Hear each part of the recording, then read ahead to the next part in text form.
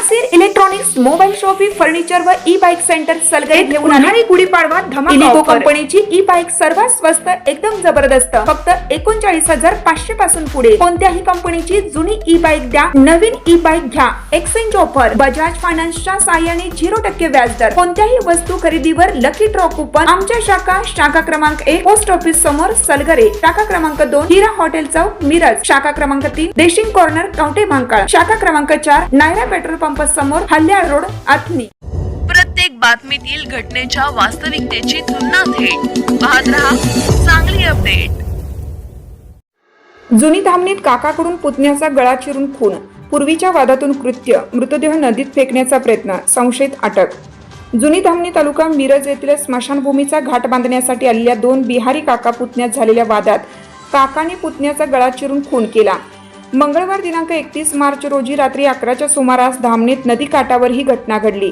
यात विनायक कुमार बालेश्वर चौधरी वय 22, मूळ राहणार जकरा, वॉर्ड क्रमांक 2, चंपारण, बिहार, सध्या राहणार जुनी धामणी याचा मृत्यू झाला. या प्रकरणी त्याचा काका सोनू कुमार नातू सहानी वय 21, राहणार तेलुहा, वॉर्ड क्रमांक 2, पश्चिम चंपारण, बिहार याला अटक करण्यात आली. पोलिसांनी दिलेली माहिती अशी की विनायक आणि संशयित सोनू काका पुतणे आहेत. दोघेही बिहारमधून कामासाठी महाराष्ट्रात आले होते.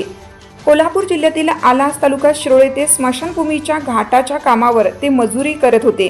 काही दिवसापूर्वी काम सुरू असताना किरकोळ कारणातून दोघांचा वाद झाला.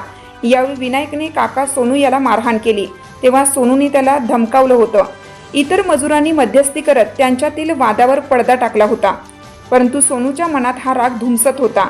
विनायकने सोनूचा मित्र अंगद कुमारचा लहान भाऊ भीमा याला दारूचे व्यसन लावल्यामुळे त्याच्या रागात आणखीन भर पडली. या कारणावरून त्यांच्यात धुसफूस सुरू होती. आलास येथील कामानंतर जुनी धामणी येथील स्मशानभूमीजवळ घाटाचे काम आल्यानंतर मुकादम नागेंद्र चौधरी याने सर्व कामगारांना जुनी धामणी येथे आणले. घाटापासून काही अंतरावर पत्र्याच्या शेडमध्ये सर्वजण राहत होते.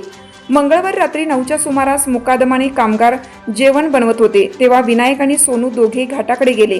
दोघांमध्ये वाद झाला. सोनूने धारदार शस्त्राने विनायकचा गळा चिरला. अति रक्तस्राव झाल्याने त्याचा जागीच मृत्यू झाला. विनायकचा खून केल्यानंतर सोनूने आपला सहकारी मजूर मिथुन कुमार याला बोलावून रात्री 10:30च्या सुमारास घाटाकडे नेले. तेथे गेल्यानंतर विनायकचा मृतदेह नदीत फेकून देण्यासाठी मदत मागितली, मात्र मिथुनने त्याला नकार दिला. त्याने परत येऊन घडलेला प्रकार मुकादम नागेंद्रला सांगितला. नागेंद्रने कंत्राटदार सुशांत सुभाष बुरुंगे, राहणार बोरगाव, तालुका वाळवा याने घटनेची माहिती दिली. बुरुंगे रात्री 11:30 वाजता जुनी धामणी येथे आले. त्यांनी सांगली ग्रामीण पोलिसांना ही माहिती दिली.